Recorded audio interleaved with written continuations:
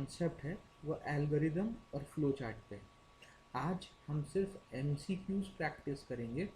और अभी रेलवे की एक वैकेंसी आई है RRB में, PGT TGT computer science. RRB PGT TGT computer science को ध्यान रखते हुए ये सीरीज स्टार्ट किया गया है। RRB जो है वो आपको बताते चलें कि CBSE बोर्ड से एफिलिएटेड स्कूल्स हैं, तो यहाँ पर NCERT से क्वेश्चन बनना ही बनना है। 50 नंबर का क्वेश्चन होता है यहाँ पर। तो हमारा मकसद है कि बच्चा 50 में 50 लेकर आए, और ये बहुत टफ भी नहीं है, इसे लाया जा सकता है। तो आइए बिना समय गंवाए हम इस सीरीज़ को स्टार्ट करते हैं। आज का पहला प्रश्न है, which of the following points is या are correct about problem solving. Problem solving से संबंधित कौन से पॉइंट सही हैं। पहला कहता है process of identifying a problem, यानी एक प्रॉब्लम को पहचानना। पहला पॉइंट कहता है प्रॉब्लम को पहचानना। दूसरा पॉइंट कहता है developing N algorithm for the identified problem. ये दोनों ही पॉइंट सही हैं। ये बिल्कुल सच है कि प्रॉब्लम आपको आइडेंटिफाई करना है। दूसरा कहता है एल्गोरिदम का इस्तेमाल करके एल्गोरिदम आपको बनाना है। ठीक है, आगे देखते हैं क्या कहते हैं।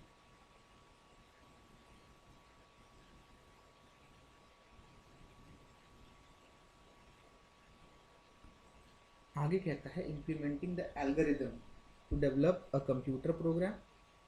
नेक्स्ट कहता है ऑल ऑफ द अबव। तो भाई ये भी बिल्कुल सही है कि हमारा जो ये है एल्गोरिदम डेवलप करने का, वो भी कॉन्सेप्ट होना चाहिए। यानी ये सारे पॉइंट्स जो हैं वो बिल्कुल क्या हैं, सही हैं। तो इसका देखा जाए तो इसका आंसर होगा ऑल ऑफ द अबव। ठीक है, यानी आंसर क्या हो गया इसका, डी हो गया। आगे चलते हैं नेक्स्ट प्रश्न की तरफ। कहता है which of the following points या point is are the step of problem solving. Problem solving के ये कौन कौन से इसमें स्टेप्स हैं, ये हमें यहाँ बताने। ठीक है, तो बिना टाइम वेस्ट किए आंसर ऑप्शंस देखते हैं। पहला कहता है एनालाइजिंग द प्रॉब्लम। दूसरा कहता है डेवलपिंग एन एल्गोरिदम। तीसरा कहता है कोडिंग। चौथा कहता है टेस्टिंग एंड डीबगिंग। और पांचवा कहता है ऑल ऑफ द अबव। इसमें ध्यान रखेंगे कि भैया which of the following is या are the step for problem solving. Problem solving के क्या क्या स्टेप्स हैं। तो पहला स्टेप यही है analysing the problem. Problem analyse करने के बाद क्या करना है, एल्गो बनाना है। एल्गो बनाने के बाद क्या करना है, कोड्स लिखने हैं और कोड को चेक करना है। Testing and debugging. डीबगिंग का मतलब क्या होता है, तो process of finding and removing errors. Process of finding and removing errors. Error को पकड़ना और हटाना जो है उसे हम लोग कहते हैं डीबगिंग। तो ये सारे पॉइंट सही हैं और इसीलिए इसका आंसर जो होगा वो ऑल ऑफ द अबव होगा, यानी आंसर जो होगा वो ई होगा। नेक्स्ट प्रश्न की तरफ चलते हैं। अच्छा हाँ, ये देखिए ये डायग्राम यहाँ पे जो है वो आपको यही बताता है। ठीक है, तो पहला क्या हो गया, एनालाइजिंग द प्रॉब्लम। दूसरा क्या हो गया, developing algorithm, coding, testing and debugging. ये चार जो हैं प्रॉब्लम सॉल्विंग के स्टेप्स हैं। नेक्स्ट प्रश्न की तरफ आते हैं। नेक्स्ट प्रश्न क्या कहता है, ये कहता है कि which of the following points is या are correct about algorithm. Algorithm से संबंधित कौन से पॉइंट्स सही हैं। तो पहला पॉइंट क्या कहता है, solution is presented in natural language. यानी नेचुरल लैंग्वेज में, आम बोलचाल की भाषा में उस प्रॉब्लम का सल्यूशन दिया जाता है। ठीक है, देखते हैं। नेक्स्ट कहता है क्लियरली डिफाइंड स्टेप्स। तो हम जानते हैं कि एल्गोरिदम जो होता है वो क्लियरली डिफाइंड स्टेप्स होता है, ये भी बिल्कुल सही है। तीसरा कहता है we start with a tentative solution plan and keep on refining the algorithm until the algorithm is able to capture all aspects of the desired solution। ये भी सही है कि हम एल्गोरिदम को क्या करते रहते हैं, रिफाइन करते रहते हैं, यानी देखते हैं कि और बेहतर उससे क्या कर सकते हैं। तब तक करते हैं जब तक कि हमें करेक्ट आउटपुट नहीं मिल जाता। नेक्स्ट पॉइंट कहता है for a given problem more than one algorithm is possible and we have to select the most suitable solution। ये भी बिल्कुल सही है कि एक प्रॉब्लम के हमारे पास एक से अधिक एल्गोरिदम हो सकते हैं और बिल्कुल बनते भी हैं, और हम जो बेस्ट सोल्यूशन होता है या बेस्ट एल्गो होता है उसको सेलेक्ट करते हैं। यानी इसका जो आंसर होगा वो भी क्या होगा, ऑल ऑफ द अबव होगा, यानी इसका भी ऑल ऑफ द अबव होगा। आइए नेक्स्ट प्रश्न की तरफ चलते हैं। नेक्स्ट प्रश्न कहता है which of the following point या points is are correct about coding. Coding से संबंधित कौन कौन से पॉइंट सही हैं। पहला कहता है आफ्टर फाइनलाइजिंग द एल्गो या algorithm we need to convert the algorithm into the format which can be understood by the computer to generate the desired solution। यानी एल्गोरिदम को आप मशीन लैंग्वेज में लिखते हैं। मशीन लैंग्वेज का मतलब क्या होता है कि ऐसी भाषा जिसे कंप्यूटर क्या कर सके, समझ सके। तो बिल्कुल सही बात है, आप ऐसा लिखने की कोशिश करते हैं। दूसरा पॉइंट हमारे से कहता है, next point, different high level programming languages can be used for writing a program. बिल्कुल सही है, हम बहुत सारे हाई लेवल प्रोग्रामिंग लैंग्वेजेस का यूज़ करते हैं, जैसे आपका सी हो गया, C++ हो गया, यहाँ हम पढ़ेंगे पाइथन के बारे में तो पाइथन हो गया। तीसरा हमारे से कहता है कि बोथ ए एंड बी, दोनों ए एंड बी सही हैं। बी कहता है नन ऑफ द अबव और ई कहता है कैन नॉट बी डिटरमाइंड। तो इसका जो सही आंसर है वो है बोथ ए एंड बी, दोनों पॉइंट्स क्या हैं, सही हैं। तो इसका आंसर हो जाएगा सी, यानी बोथ ए एंड बी। आइए नेक्स्ट प्रश्न की तरफ चलते हैं। नेक्स्ट प्रश्न कहता है which of the following points is या are correct about professional testing procedure. Professional testing procedure से कौन कौन से पॉइंट्स सही हैं या सहमत हैं आप, ये बताना है। प्रोफेशनल टेस्टिंग क्या होता है, तो जैसे मैंने बताया कि कोई भी सॉफ्टवेयर जब बन जाता है तो उसको हम इम्प्लीमेंट करने ले जाते हैं, लेकिन इम्प्लीमेंटेशन से पहले ये आवश्यकता होती है कि हम उसे चेक करें कि क्या ये जो हमारे लिए यूज़र हैं उनके ये अपेक्षाओं पे ये खड़ा उतरेगा या नहीं। इसी के लिए कुछ टेस्टिंग प्रोसीजर्स को फॉलो करते हैं। कौन कौन से हैं? पहला जो है उसको हम लोग कहते हैं यूनिट और कंपोनेंट टेस्टिंग। पहला है यूनिट और कंपोनेंट टेस्टिंग। दूसरा कहता है इंटीग्रेशन टेस्टिंग, बिल्कुल ये भी एग्जिस्ट करता है, तो दोनों एग्जिस्ट करते हैं। तीसरा कहता है सिस्टम टेस्टिंग, बिल्कुल ये भी सही है। चौथा कहता है हमसे एक्सेप्टेंस टेस्टिंग, तो ये भी सही है। यानी ये जो चार आप देखें, ये चारों क्या है, प्रोफेशनल टेस्टिंग के पार्ट हैं। आखिरी क्या कहता है, तो भैया ऑल ऑफ द अबव। तो इसका आंसर हमारा क्या हो जाएगा, ऑल ऑफ द अबव, क्योंकि ये चारों एग्जिस्ट करते हैं। इसका राइट आंसर क्या हो गया, ई हो गया। नेक्स्ट प्रश्न की तरफ चलते हैं। नेक्स्ट प्रश्न कहता है writing dash is mostly considered as a first step to programming. यानी प्रोग्रामिंग का पहला स्टेप क्या होता है। पहला कहता है एल्गोरिदम, दूसरा कहता है फ्लो चार्ट, तीसरा कहता है सीडो कोड, चौथा कहता है नन ऑफ द अबव, पांचवा कहता है ऑल ऑफ द अबव। तो इसका राइट आंसर जो है वो है एल्गोरिदम। एल्गोरिदम को माना जाता है कि it is a first step to programming. Next प्रश्न की तरफ चलते हैं। नेक्स्ट प्रश्न हमारा कहता है कि ए इसका राइट आंसर था। हाँ, एक चीज़ आपको बता दें कि यहाँ पे एक कॉन्सेप्ट आता है, वो है गीगो का। गीगो का मतलब क्या होता है, garbage in garbage out. Garbage in garbage out का मतलब क्या होता है कि अगर आप एक एल्गोरिदम से ये एक्सपेक्ट करते हैं कि उसका आउटपुट करेक्ट होगा, तो आपको उसका इनपुट भी करेक्ट देना पड़ेगा।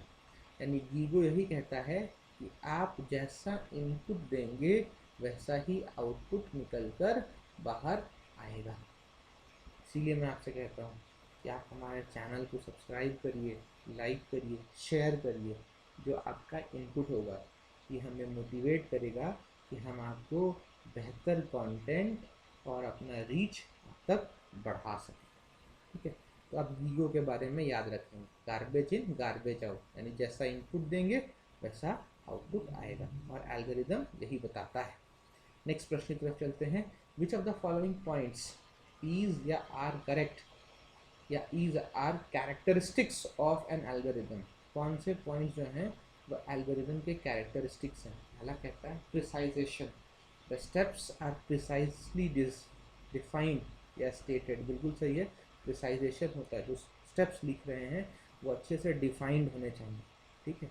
दूसरा कहता है यूनिकनेस, यूनिकनेस का मतलब क्या हो गया, रिजल्ट जो होगा हर स्टेप का वो यूनिकली बताए, ठीक है, और जो इनपुट दें उसी पर रिजल्ट निकल कर आए, ये भी पॉइंट बिल्कुल सही है। तो प्रिसाइजेशन हो गया, दूसरा हमारा यूनिकनेस हो गया, तीसरा कहता है फाइनाइटनेस। ये बिल्कुल सच है कि आप जो एल्गोरिदम लिख रहे हैं उसको कुछ फाइनाइट स्टेप्स में ख़त्म होने चाहिए।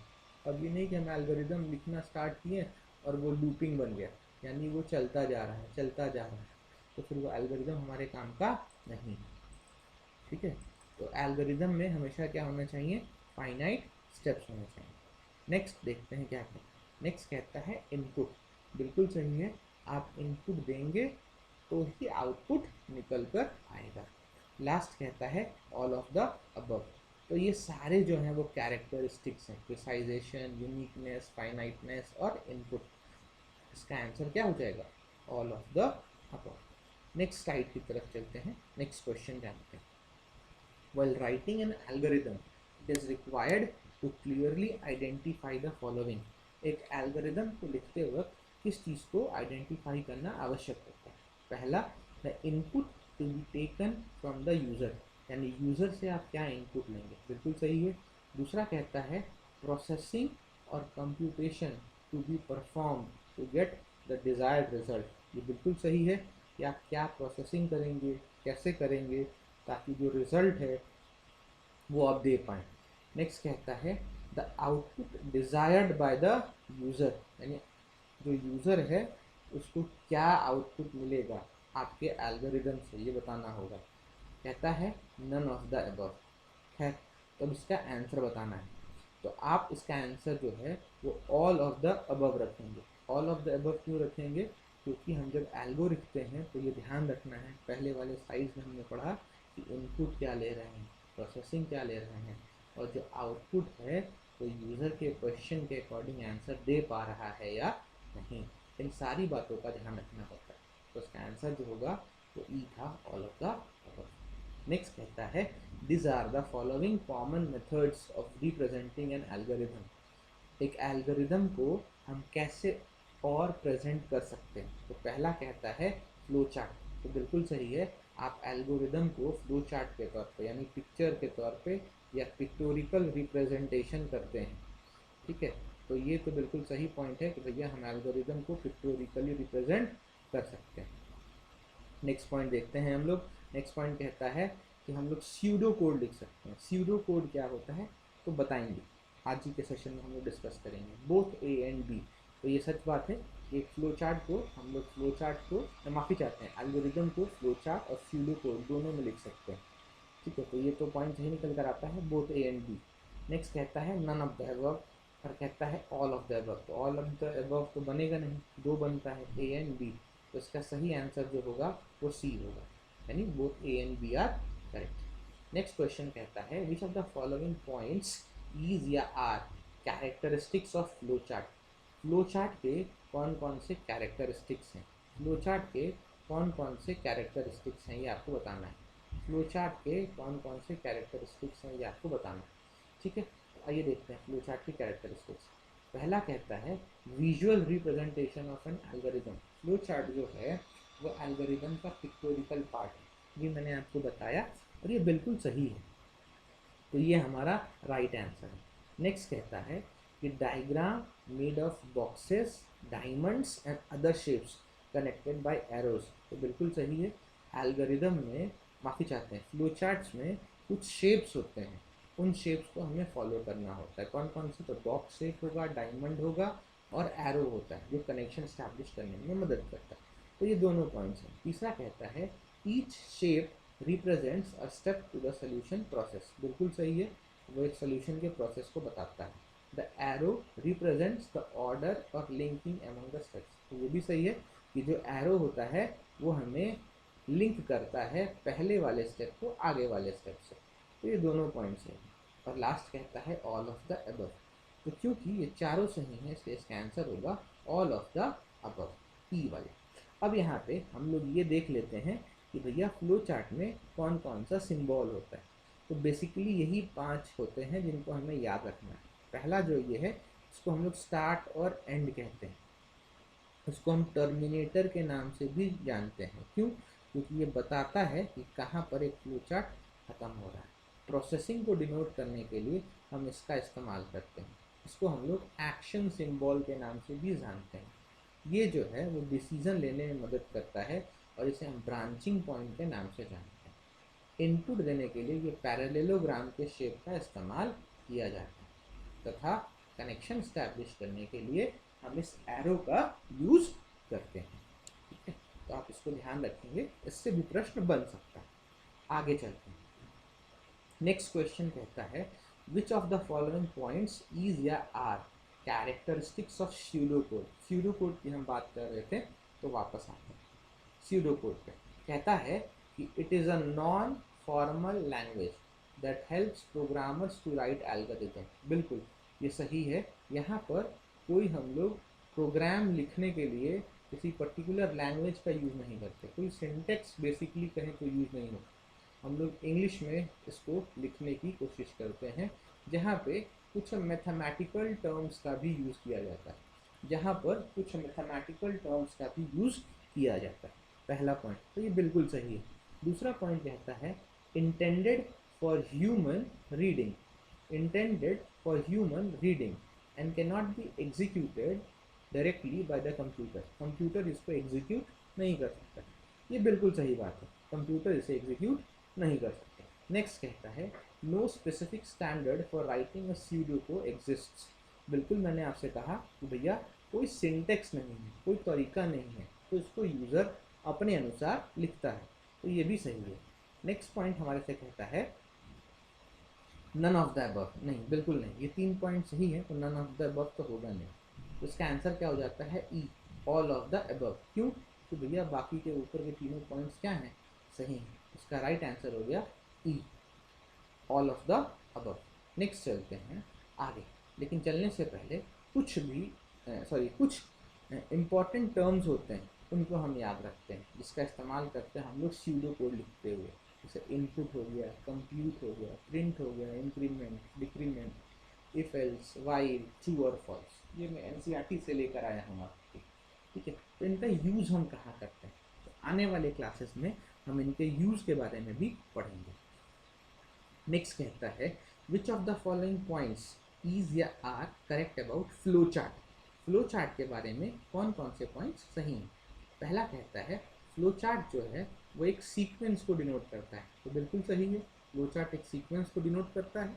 दूसरा कहते हैं ब्रांच बेस्ड ऑन डिसीजन, तो हम यहाँ पे पढ़ते हैं कि भैया हाँ ब्रांचेस हो सकते हैं जिसके बेसिस पर हमें डिसीजन लेना पड़े, तो ये पॉइंट भी बिल्कुल सही है।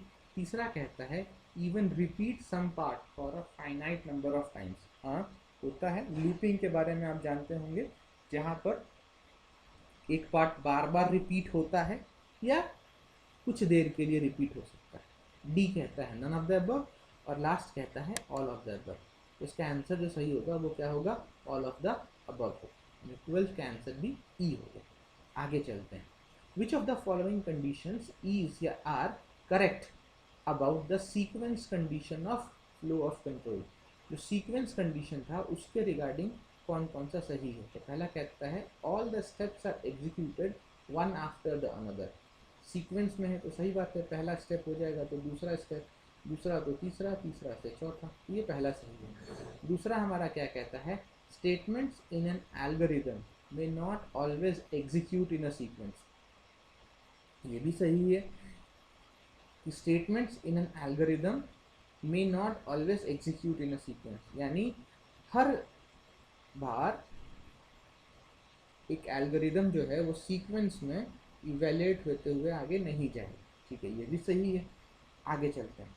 नेक्स्ट कहता है it may sometimes require the algorithm to either do some routine task in a repeated manner और behave differently depending on the outcome of previous steps. यानी ये कहता है कि कई बार ऐसा हो सकता है कि एक एल्गोरिदम या तो बराबर जैसे बिहेव कर रहा था, जैसे काम कर रहा था वैसा करता, या पहले वाले स्टेप के आधार पर आगे वाले स्टेप का निर्णय लेता।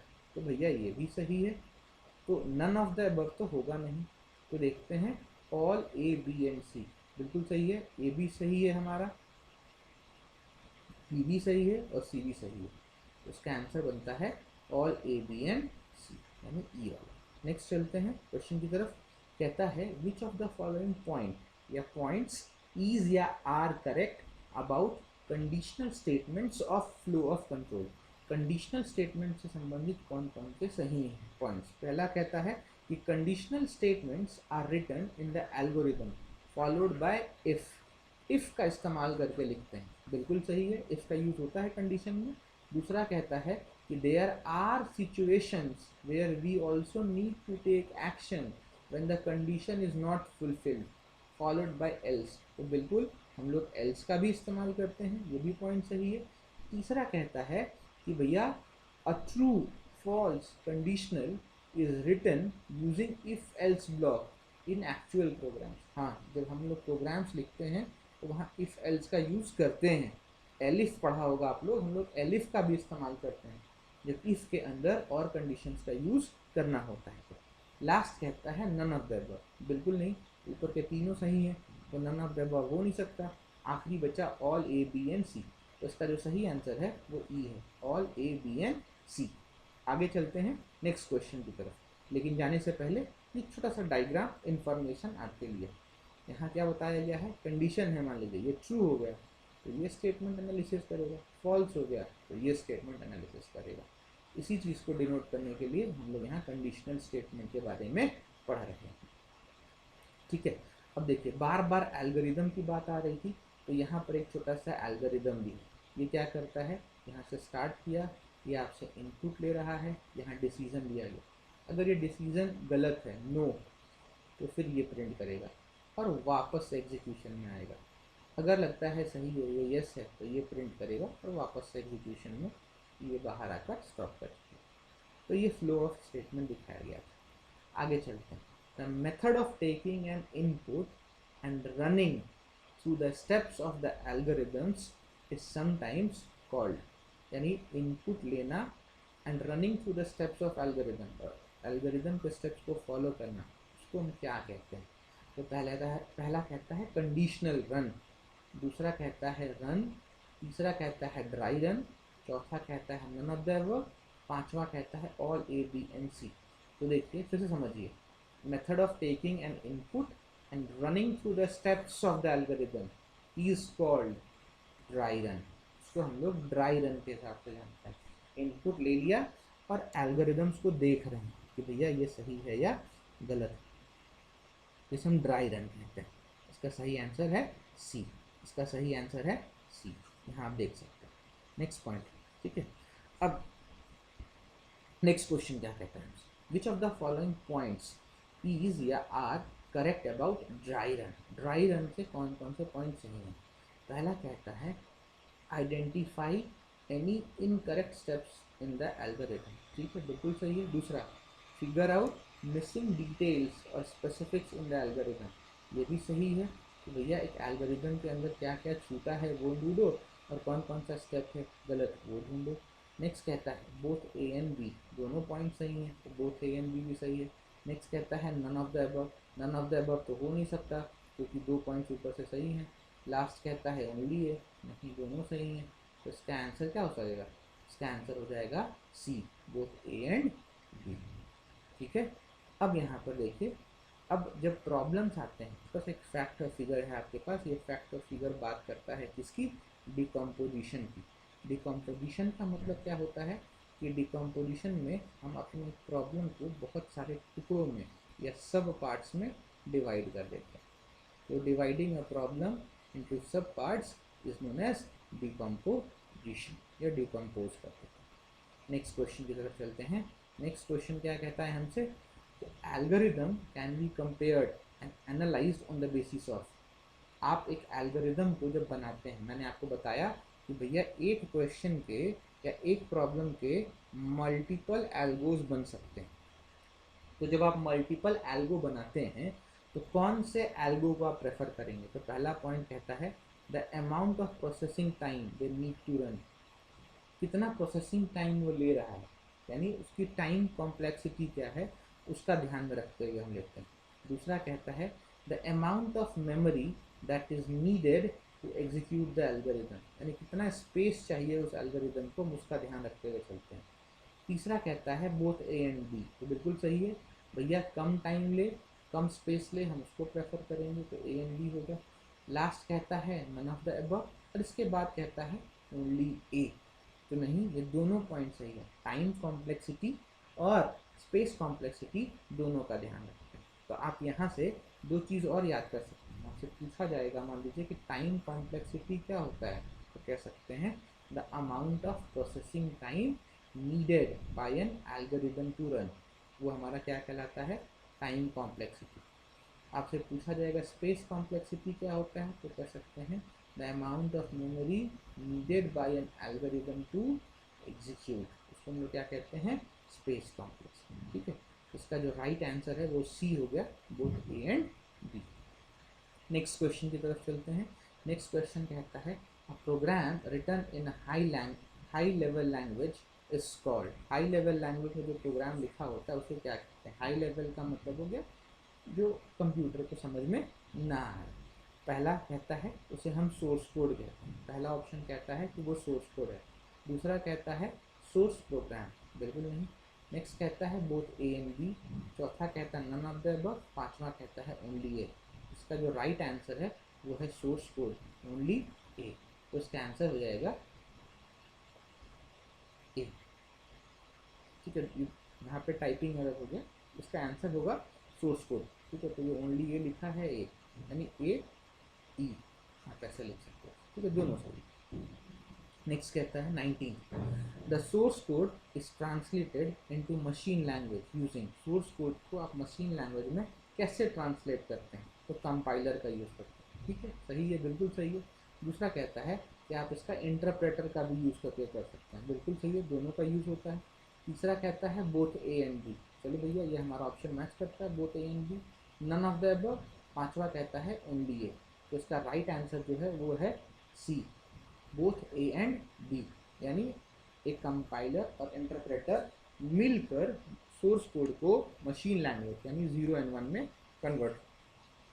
अब ये जिम्मेदारी होती है प्रोग्रामिंग लैंग्वेज पे और ऑपरेटिंग सिस्टम पे कि वो कंपाइलर का यूज़ करेगा या इंटरप्रेटर का यूज़ करेगा, किस लिए? तो सोर्स कोड को मशीन लैंग्वेज में कन्वर्ट करना। नेक्स्ट क्वेश्चन की तरफ चलते हैं। नेक्स्ट क्वेश्चन कहता है dash is the debugger of Python.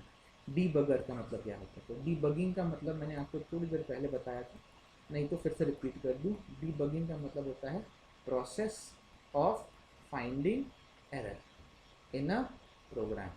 एक प्रोग्राम के अंदर एरर पकड़ने का जो तरीका होता है उसे हम बोलते हैं डीबगिंग। ठीक है, तो डीबगिंग कौन करता है पाइथन में? तो पहला कहता है पीडीबी, दूसरा है पीबीडी, तीसरा कहता है डीबीपी, चौथा नन ऑफ द अबव, और पांचवा कहता है पीडीबी डॉट। तो इसका जो राइट आंसर है वो पीडीबी, पाइथन डीबगर। ठीक है, तो पाइथन में पीडीबी का यूज़ हम करते हैं। नेक्स्ट, तो इसका आंसर ए हो गया। नेक्स्ट क्वेश्चन की तरफ चलते हैं। नेक्स्ट कहता है प्रोग्राम बग क्या होता है? तो प्रोग्राम बग का पहला पॉइंट कहता है error causing disruption in running of the program, जो प्रोग्राम को रन करने में व्यवधान पैदा करे उसे हम लोग प्रोग्राम बग कहते हैं। ठीक है, ये सही है।